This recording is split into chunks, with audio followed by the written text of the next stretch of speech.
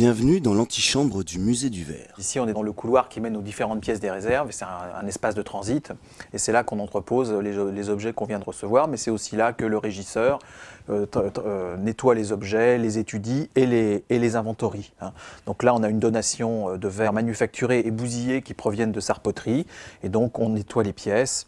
On leur donne donc un numéro inventorié. Une fois qu'elles ont rejoint l'inventaire du musée, elles sont devenues inaliénables, c'est-à-dire qu'elles font partie de la propriété de l'État, de la propriété de la collectivité territoriale pour l'éternité. Ça, c'est l'arrière d'un musée, c'est la cuisine du musée. Donc là, on va faire un dépôt pour la station du Val-Joli, qui a une vitrine où elle expose du verre du musée.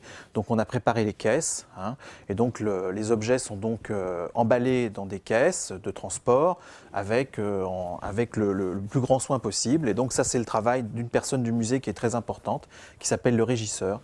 Alors là, après, je peux vous montrer une pièce des réserves proprement dites. Donc c'est là qu'on va donc entreposer nos œuvres qui ne sont pas exposées dans les collections permanentes.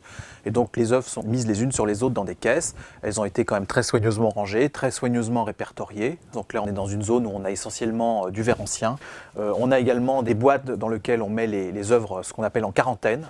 Ce sont des œuvres qui ont une maladie du verre et donc qui, pour ne pas contaminer les autres œuvres qui sont saines, sont mises dans des caisses spéciales avec des systèmes pour vérifier que l'humidité de la caisse ne monte pas ou n'est pas trop basse.